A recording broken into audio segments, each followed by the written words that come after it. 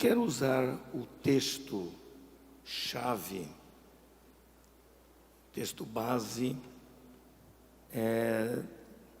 da temática geral que foi escolhida para as preleções e para o espírito que deveria, na verdade, nortear esta convenção. Carta de Paulo aos Efésios, capítulo 4, versículo 1, mas eu pretendo ler ainda até o versículo 3. Na verdade, até ao versículo 7, 4, de 1 ao 7, cuja escritura nos diz assim, Efésios 4: Rogo-vos, pois eu, preso do Senhor, que andeis como é digno da vocação com que fostes chamados, com toda a humildade e mansidão, com longanimidade, suportando-vos uns aos outros em amor, procurando guardar a unidade do Espírito pelo vínculo da paz. Há um só corpo e um só Espírito, como também fostes chamados em uma só esperança da vossa vocação. Um só Senhor, uma só fé, um só batismo, um só Deus e Pai de todos, o qual é sobre todos e por todos e em todos. Mas a graça foi dada a cada um de nós, segundo a medida do dom de Cristo. E é interessante que o tema geral desta convenção se preocupa essencialmente com a dignidade do ministério cristão em tempos que se percebe a deterioração dos valores mais vitais do ministério cristão. 3 palavras-chave dessa temática geral das preleções estão inseridas no texto que eu acabei de ler. São as palavras ministério, dignidade e vocação. Caríssimos irmãos convencionais, o privilégio de falar nesta convenção se constitui, para mim pelo menos, num tremor do meu coração, pelo peso da responsabilidade em dar uma palavra que seja do coração de Deus para o coração de cada um dos convencionais. Na verdade, o tema requer dignidade para falar de dignidade ministerial. Com a graça de Deus eu me atrevo falar do assunto, contando com a ajuda do Espírito Santo para abordar pontos vitais sobre o que eu vou chamar e intitular minha palestra, minha reflexão, vou intitular como o resgate da dignidade do ministério cristão. O resgate da dignidade do ministério cristão. A leitura que fiz, a leitura bíblica que fiz para basear esta palestra, nos leva a refletir sobre quem somos e qual é o nosso comportamento digno em relação à vocação que nós temos recebido da parte de Deus. A palavra dignidade, por exemplo, tem um sentido especial no contexto de toda essa temática. Agora, prestemos atenção em alguns aspectos particulares dessa palavra.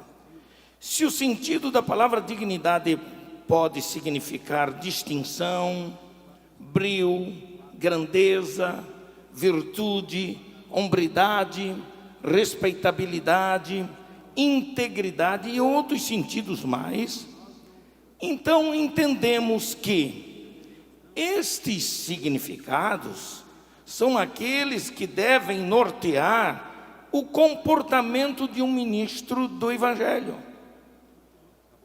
Entretanto, nos parece que esta palavra está sendo esvaziada, está sendo deteriorada da sua importância no exercício do ministério cristão e do ministério individual de algumas pessoas. É claro que não podemos generalizar, mas não podemos também fugir da realidade atual que revela a mundanidade dos atos de muitos ministros hoje. Convivemos com isto, lamentavelmente. E os elementos inversos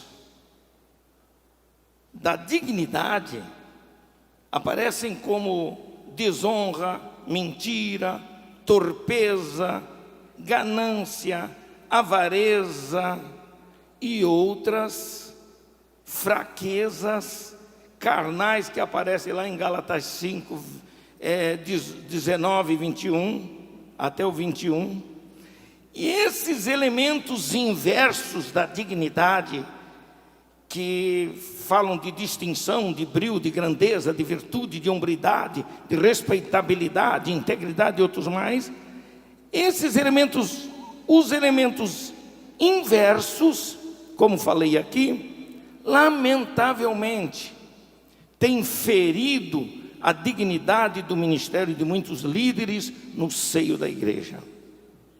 É lamentável termos que conviver com isto e termos que assistir, na verdade, ao desdobramento dessas atitudes que aparecem hoje em dia.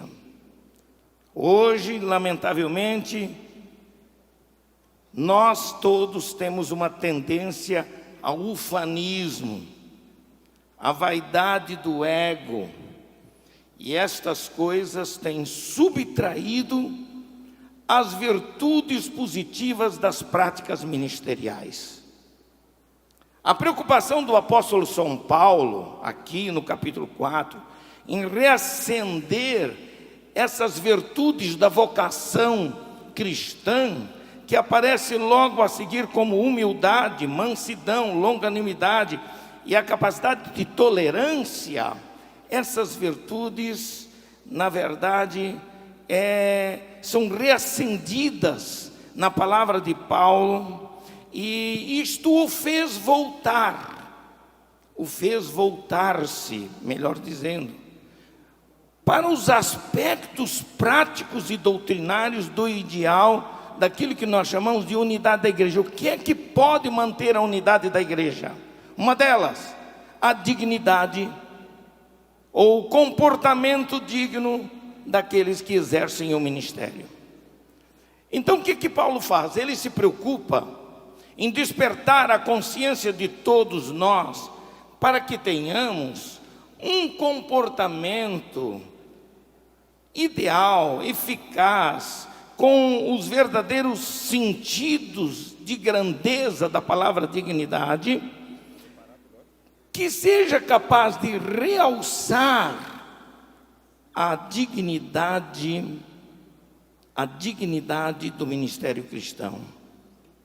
Quando ele diz assim, que andeis de modo digno da vocação com que fostes chamados, ele está se referindo ao andar, não apenas individual, mas ao andar da igreja como corpo de Cristo.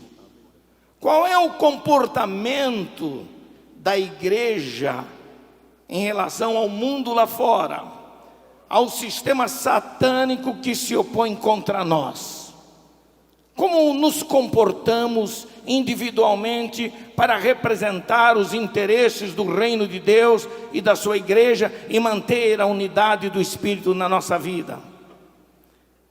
É interessante que o verbo andar aqui, quando ele diz que andeis, e esse verbo expressa movimento, ação, trabalho.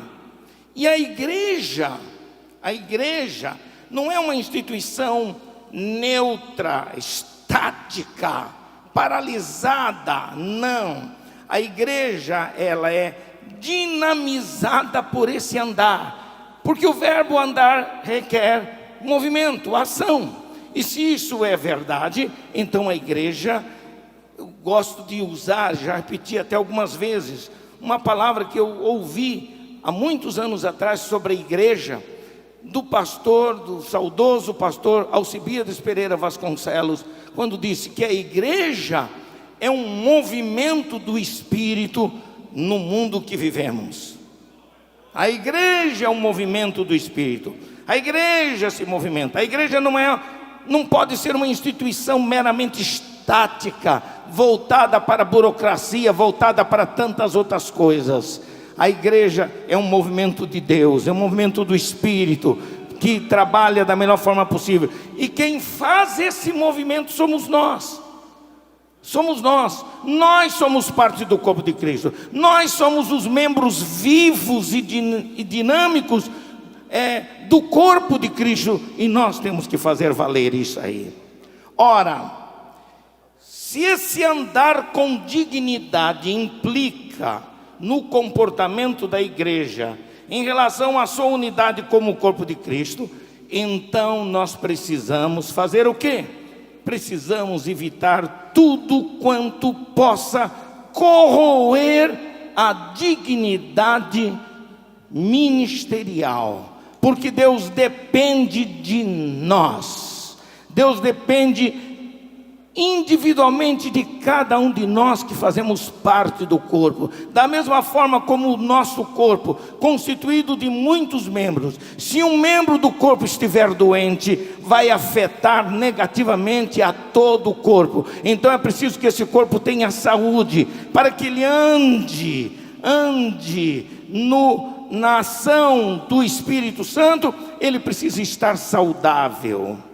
É bom que se diga que a unidade da igreja, ela não é construída como um bloco de cimento, como se a mesma fosse uma coisa, ou uma coisa inerte. Não, a igreja é um organismo vivo e composto de pessoas vivas que se movem, que andam e que fazem a igreja avançar em direção a todo mundo. A igreja neotestamentária, é bom que se diga, que ela desenvolve o seu caráter e personalidade através dos dons que o Senhor tem distribuído aos seus servos.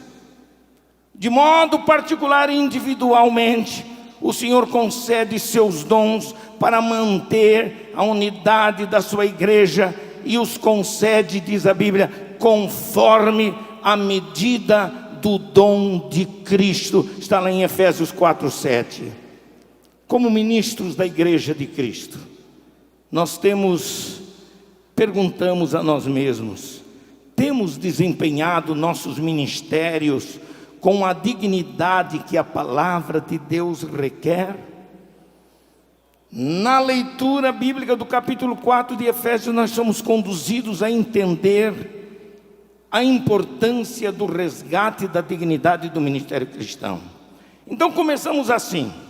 O que ele começa aqui logo? A primeira palavra que aparece no capítulo 4, versículo 1, é a palavra rogar. Rogo-vos. Em outras palavras, este ato de rogar de Paulo implica numa paixão enorme no seu coração em manter a unidade, e principalmente o apelo que ele faz à dignidade da vocação ministerial. Ontem se falou aqui algumas coisas sobre ministros consagrados, lamentavelmente separados, sem nunca terem demonstrado qualquer sinal de uma chamada específica do Senhor, sem nunca ter tido uma vocação. Estão ali porque são bonzinhos, porque têm o dom natural da palavra, que falam bonito, mas na verdade, eles não têm uma vocação especial. Eles podem fazer parte da vocação geral da igreja. De certo modo, todos nós somos pregadores, mas nem todos são pastores, nem todos são ministros. E o ministro é chamado com chamada e vocação especial. Ora, Paulo aqui, depois de defender o ministério que ele tinha entre os gentios, no capítulo 3 de Efésios, logo no início do capítulo 4, ele faz esse enfático convite a participarmos do processo de aperfeiçoamento da vocação ministerial. É isso que a Bíblia nos mostra. E ele faz um apelo veemente quando ele usa a expressão rogo-vos. No grego bíblico, a palavra rogar aparece como paracaléu.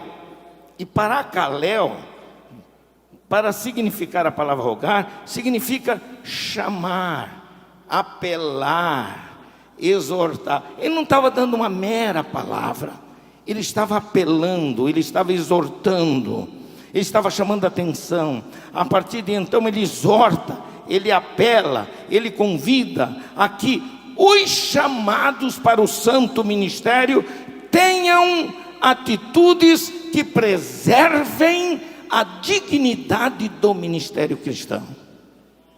O convite apela também à consciência dos vocacionados. De vez em quando o Espírito de Deus me faz lembrar, no dia em que eu tive que deixar tudo para obedecer à voz da chamada de Deus, para que eu pudesse me entregar de corpo, alma e espírito ao exercício do ministério cristão. E quando ele me apela a minha consciência para isso, é para lembrar que eu não posso me desviar dessa vocação, não posso tomar caminhos estranhos, não posso me envolver com outras coisas estranhas à minha vocação. Você foi chamado para ser pastor, irmão? Seja pastor. Pastor Newton dos Santos ontem foi muito feliz na sua mensagem quando ele mostrou alguns aspectos relacionados. Em outras palavras, é interessante que esse apelo à dignidade da vocação ministerial, quando ele diz andar como é digno da vocação com que fossem chamados, quem sabe numa melhor tradução, a expressão ficaria mais ou menos assim: que vivam, que andem e comportem-se de maneira digna daqueles que foram chamados para exercerem o santo ministério. O apóstolo Paulo faz um jogo de palavras quando ele usa a palavra andar ou caminhar, que significa caminhar de forma digna do chamamento a que fostes chamados.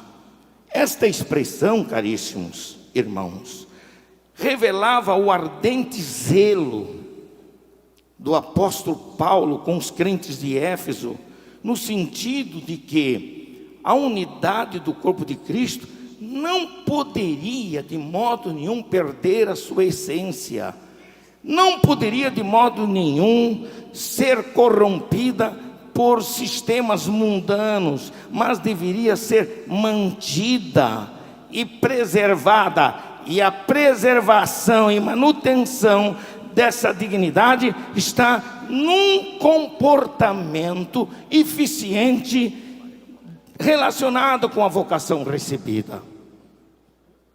A atitude de andar dignamente implica num andar equilibrado. Alguém que anda com passos firmes, que sabe o que está fazendo. E esses passos podem ser aprimorados, esse andar pode ser aprimorado por atitudes que melhorem, que corrijam nosso comportamento como obreiros da Igreja de Cristo. Eu gosto da palavra do Senhor para Abraão e depois para Enoque. Para Abraão ele disse: Abraão, anda na minha presença. Anda na minha presença. Sabe o que significa dizer isto? É mais ou menos como um pai que tem um filho pequenininho que está aprendendo a andar.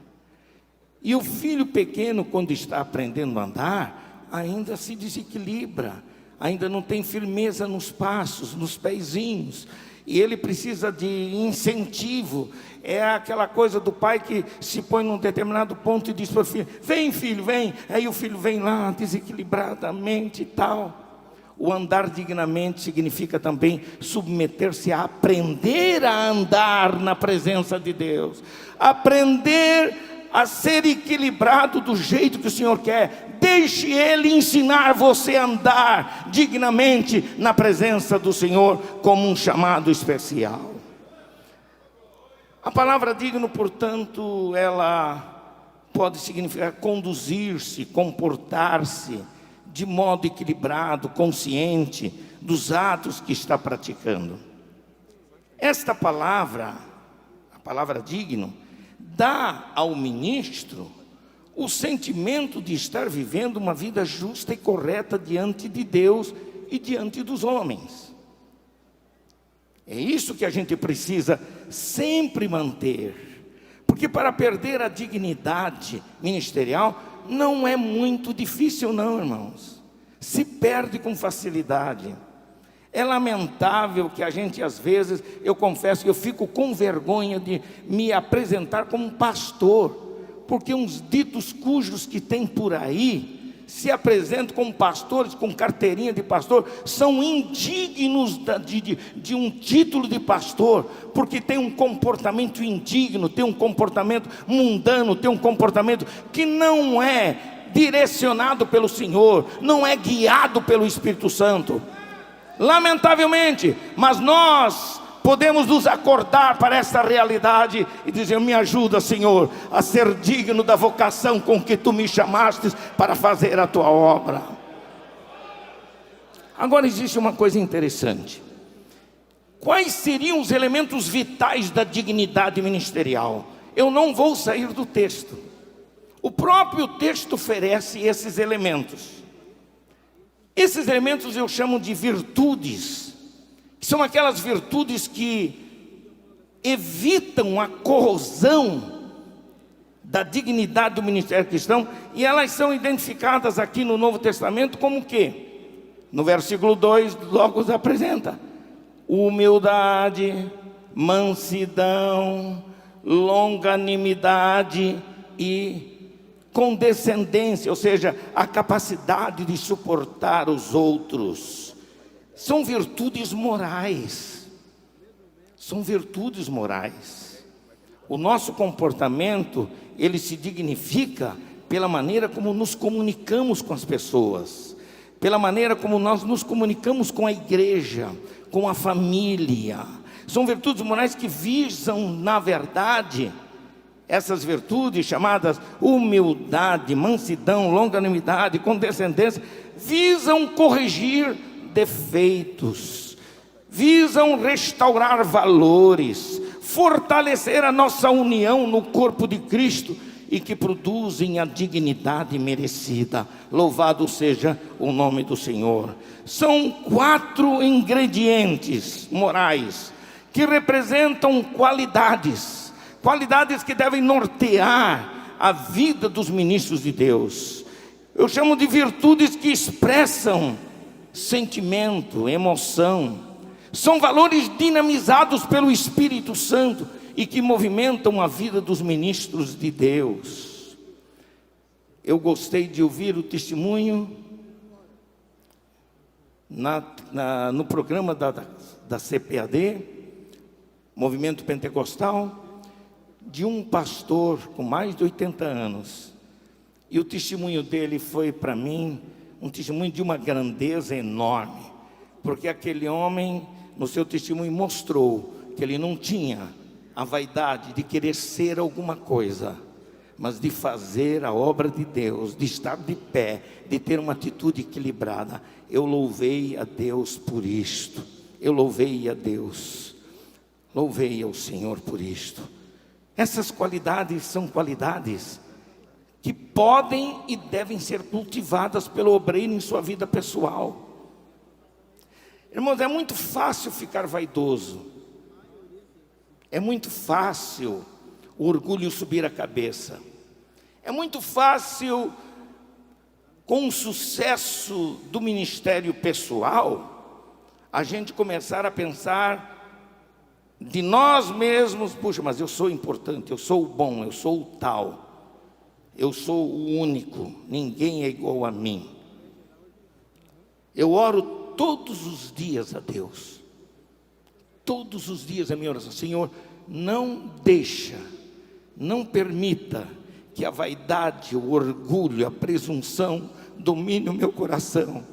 Me mantenha humilde na tua presença, porque eu sou apenas um servo. Ele é o Senhor, Ele é o Rei, Ele é aquele que domina sobre todas as coisas. A minha bênção só é válida quando eu me mantenho dentro desses valores que eu tenho apresentado aqui. São qualidades vitais que nos incorporam no corpo de Cristo. Não são qualidades com caráter de isolamento de pessoas, de só individuais, mas a nossa individualização cai por terra quando nós estamos inseridos no corpo de Cristo. E no corpo ninguém sabe identificar tão fácil todos os membros que esse corpo contém, mas eles estão aí, é que dão vida para que nós possamos fazer o que deve ser feito. O andar digno, portanto, implica em aprender a se firmar, da mesma forma como uma criança quando começa a dar os primeiros passos. O andar digno implica em andar de modo equilibrado no comportamento social, no comportamento eclesiástico do dia a dia da igreja que pastoreamos, no comportamento espiritual, a nossa relação com Deus. Não é muito difícil enganar as pessoas por uma falsa espiritualidade, por uma falsa santidade. Tem muita gente que tem máscara de espiritualidade, máscara de santidade, mas na verdade por dentro eles estão se autodestruindo, se corroendo de vaidade. Mas é possível enganar as pessoas, é possível enganar até a igreja, mas ninguém engana o Espírito de Deus, porque Ele penetra todas as coisas, Ele sabe das intenções do nosso coração, Ele sabe exatamente isto. Por isso, o objetivo final desse tipo de comportamento requerido pelo apóstolo Paulo é alcançar um padrão, mas um padrão segundo a imagem perfeita de Cristo, que na Bíblia utiliza a linguagem de varão perfeito em santidade e justiça entre os homens. Na verdade, eu gostaria de chamar a atenção de vocês para a definição dessas 4 virtudes bem rapidinho. 4 virtudes que dão sustentação à dignidade do ministério. Essas virtudes, elas têm um caráter íntimo, porque elas se manifestam de dentro para fora de cada um de nós. E não se preocupa essencialmente com o exterior. Não é o exterior que vem primeiro. Não é por aquilo que eu mostro para os outros que eu possa ser ou não, mas é aquilo que vem de dentro para fora como um elemento essencial da minha história de vida, daquilo que eu sou como servo de Deus, como ministro do Evangelho. E a primeira palavra que se destaca, a primeira qualidade vital que se destaca dentro desse texto é a palavra humildade. A palavra humildade.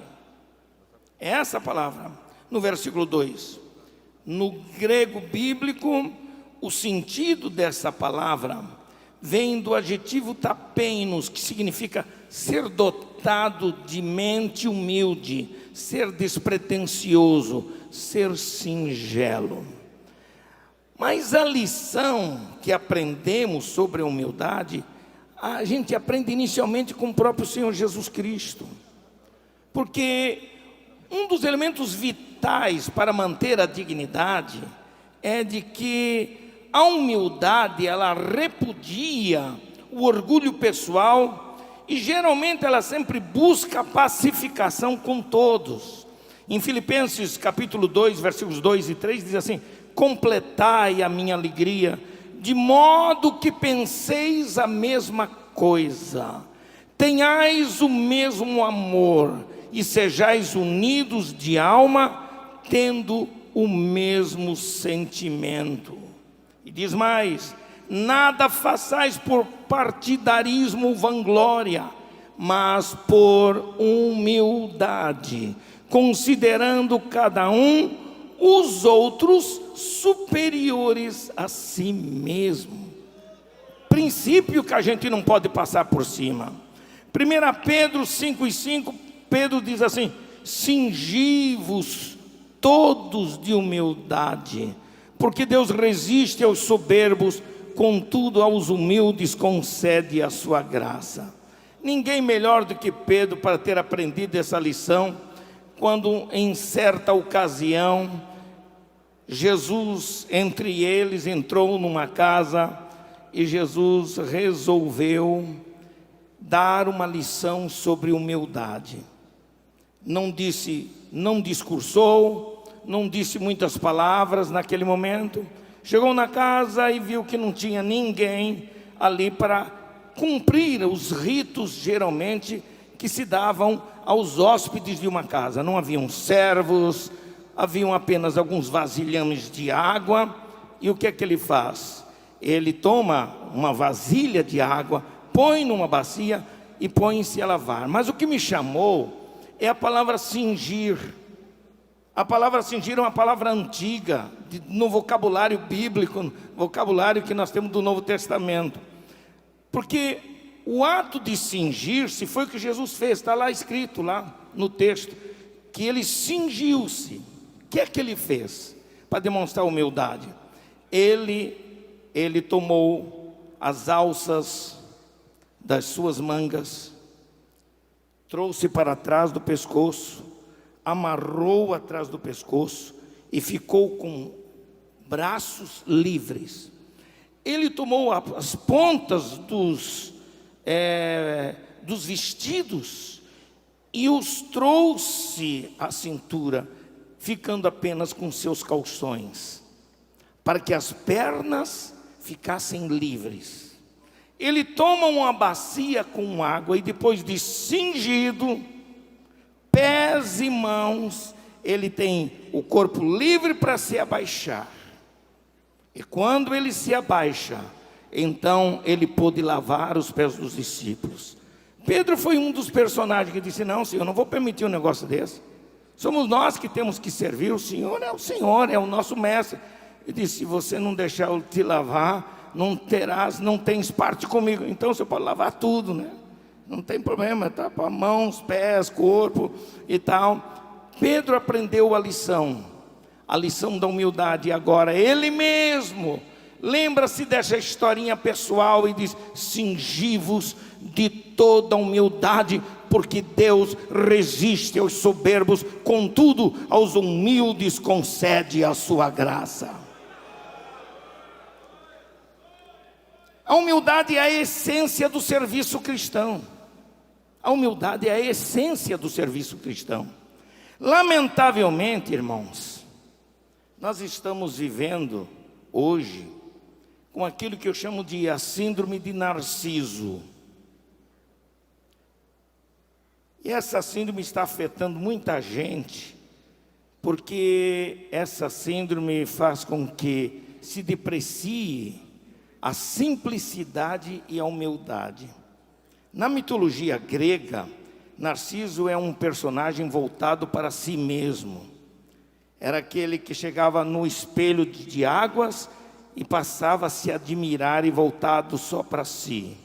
Era alguém que se olhava no espelho e se achava belo e incomparável.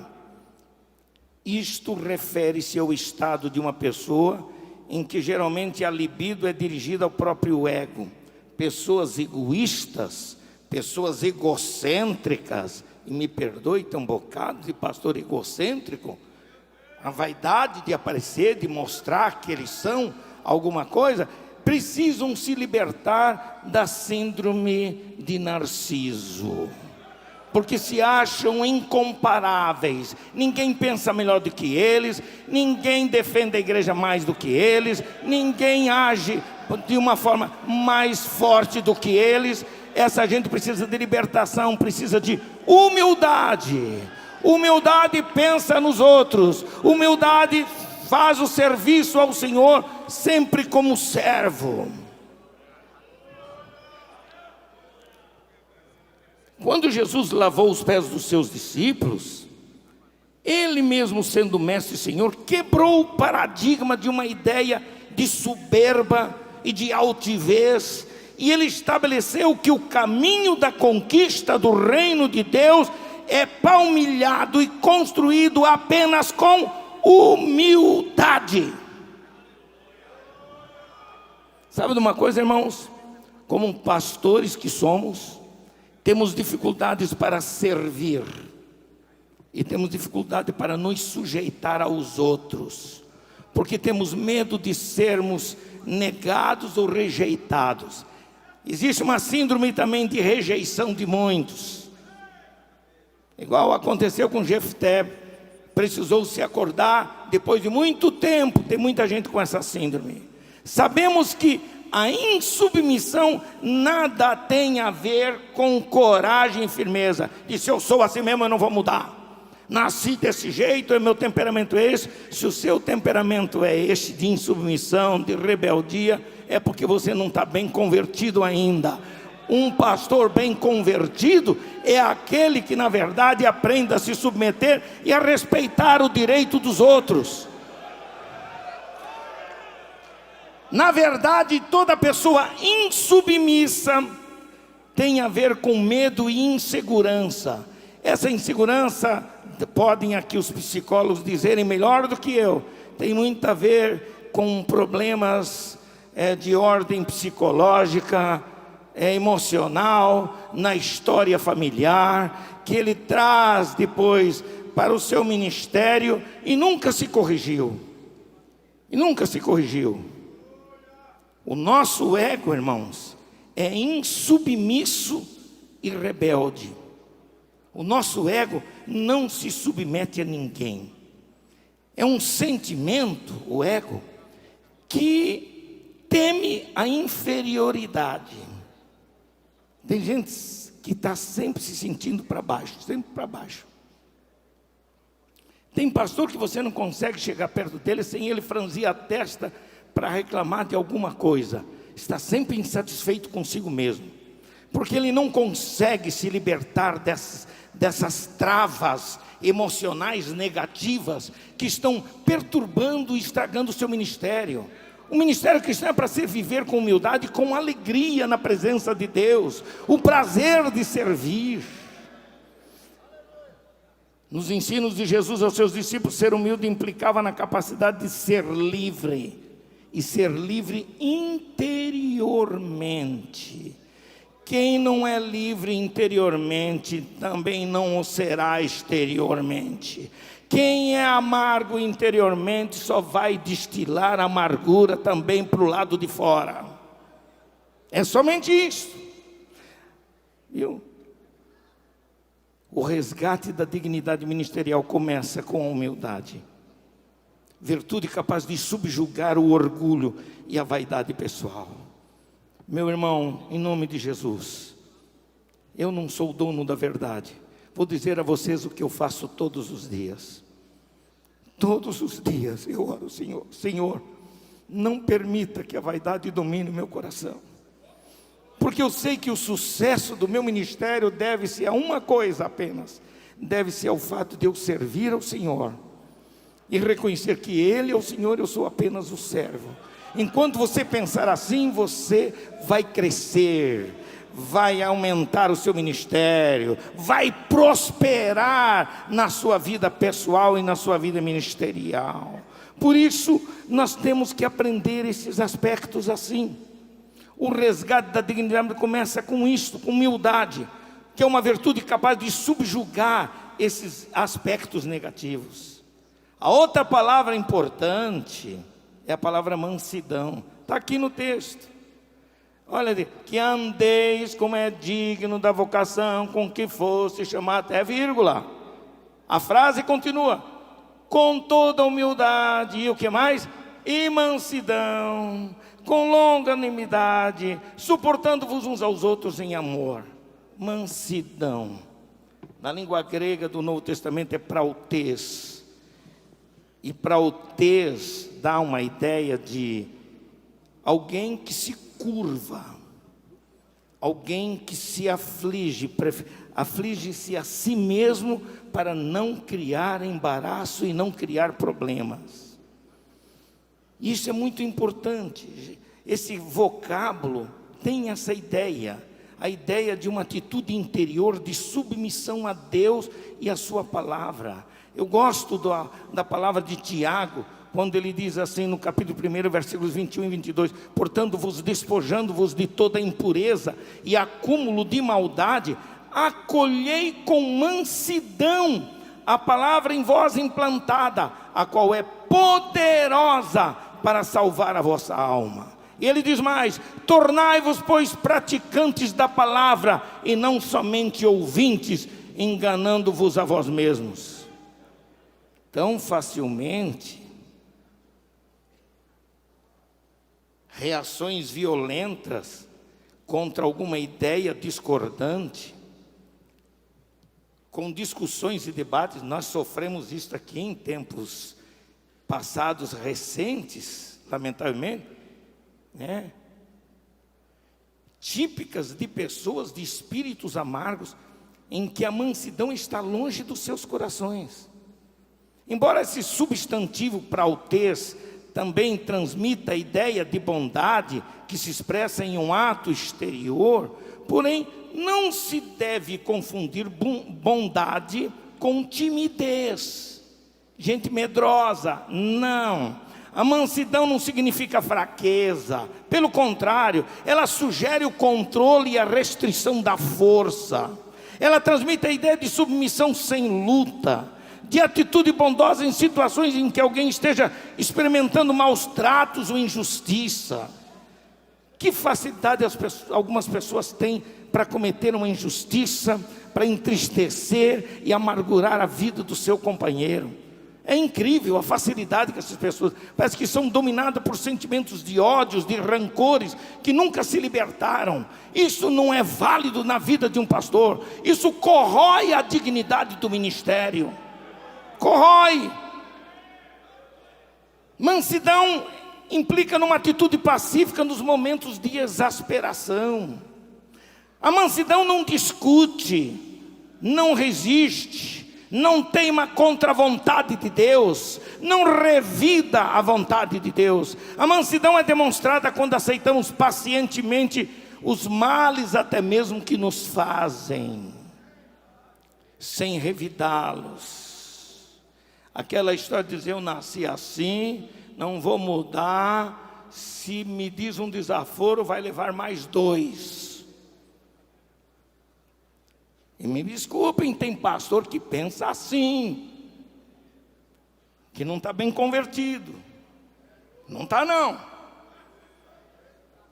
Essa qualidade é uma qualidade que tem que ser demonstrada nas atitudes inteligentes, pacíficas. Esse é o papel de um pastor. Eu conheci um pastor que era um grande pregador, um pregador fora de série, com uma bagagem de conhecimento incrível, e Deus o usava de um modo especial.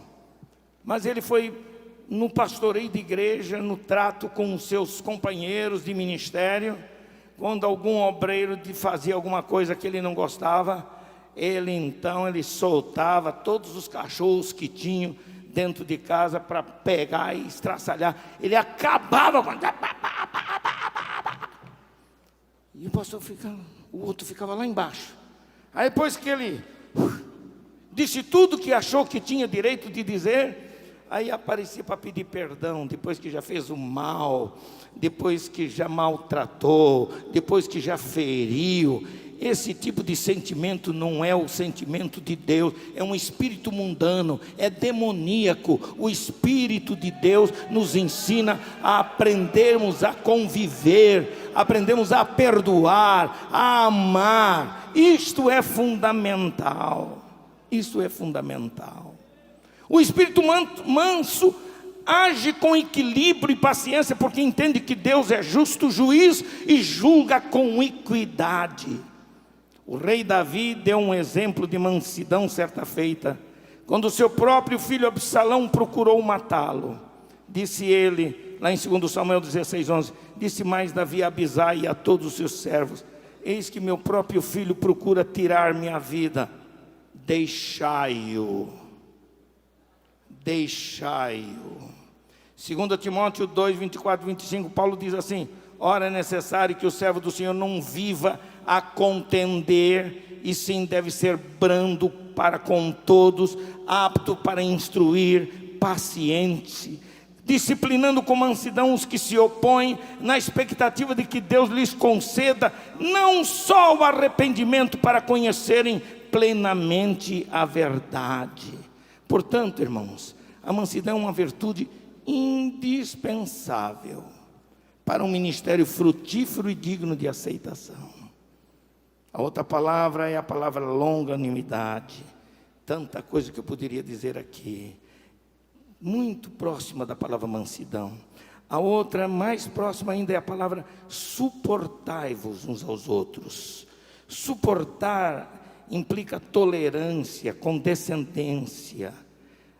No grego bíblico, essa palavra ela aparece de forma adjetiva, substantiva e verbal, porque ela aparece em várias situações distintas, em vocábulos distintos. Por exemplo, eu podia citar vários, mas não vou citar, mas pode nos mostrar uma delas muito forte, é a palavra macrotumeu. Eu vou terminar agora. Diz assim: macrotumeu, o vocábulo é formado por macros, que significa longo, e tumos, que significa mente, e dá a ideia de saber esperar com perseverança.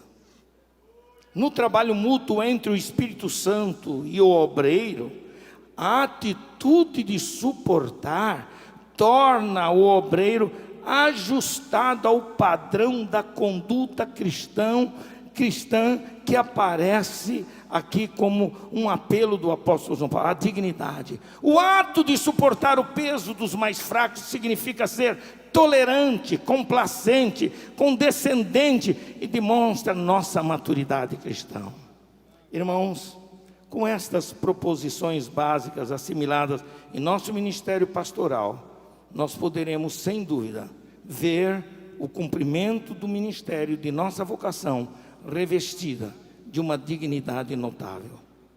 Precisamos resgatar os valores de nossa vocação. Chega de gente de nariz empinado, chega de gente vaidosa, de gente que se sente o dono da verdade, não ouve ninguém, não respeita ninguém. O Espírito Santo, ele quer operar. Se quisermos ter uma igreja sob a unção do Espírito Santo, precisamos nos submeter a Ele e a todos os valores e princípios que Ele coloca para a vida da igreja. A igreja precisa ter um andar digno da vocação do Evangelho, que é o de alcançar o mundo inteiro com a mensagem do Evangelho de nosso Senhor Jesus Cristo.